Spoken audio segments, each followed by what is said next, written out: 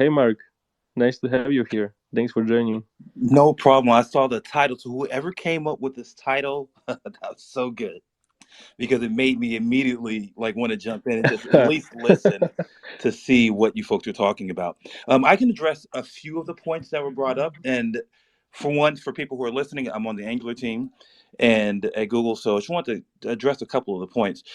One thing that we've been really focused on just as a team, and this is a Angular core tenet, we bring the community along with us. We do not introduce changes that will make your app stop working tomorrow, right? So at least we try not to. I don't want to say we don't, but we really try not to. And so with Signals, there is not a plan to deprecate zones in 2 years.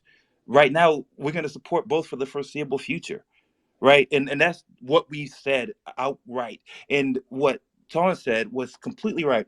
There are millions of lines of Angular code for developers out there and organizations that are using change detection that is like zone-based change detection right now.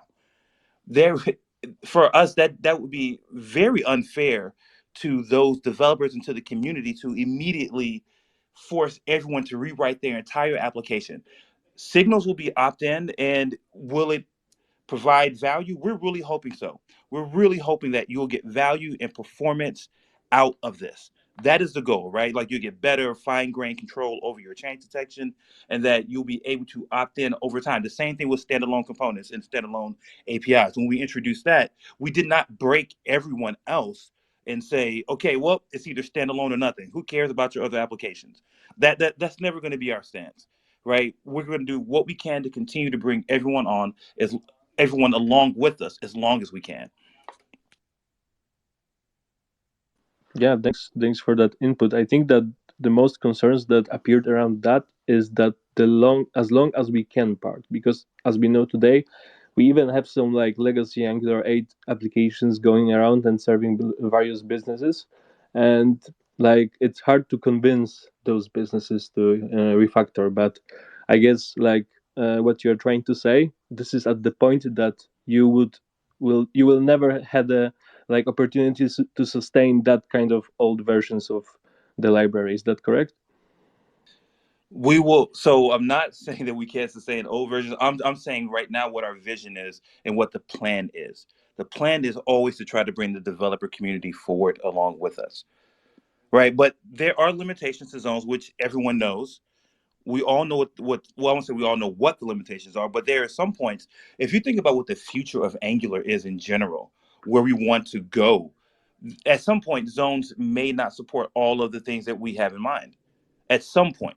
Now, what does that some point look like? We're not even sure. That's why we say the foreseeable future we're going to support. Foreseeable future, because again, the vast amount of applications out there still use the zone based change detection. But we already saw a place where zones were brought us some challenges, right? So think about all the challenges around the async support in Angular because of the fact that we couldn't was with zones you can't monkey patch the API. So then how can you get it to detect the changes around it? So I mean that's a bit of a sharp edge that presents limitations. However, that doesn't mean that we can't still bring people along for as long as we can.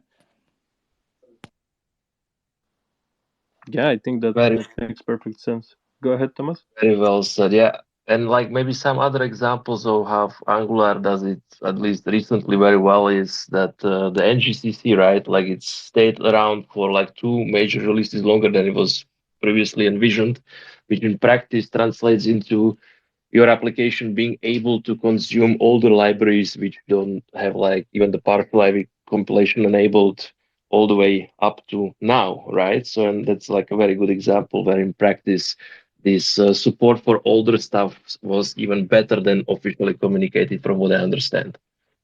And for like that signals mixing and matching, like also like one example which comes to mind, like where already existing applications which are fully zoned can benefit. Like there are in practice applications where maybe have one or two tables or long lists where people know that the performance is not really the best, but like users somehow can live with that, and those would then represent like the best first candidates to like signals based rewrite of that feature of that part of the UI, and that could then also later convince the stakeholders when they see like some tangible benefits, like, okay, maybe we should invest and like also convert the rest of the application, right? Yeah, yeah, totally.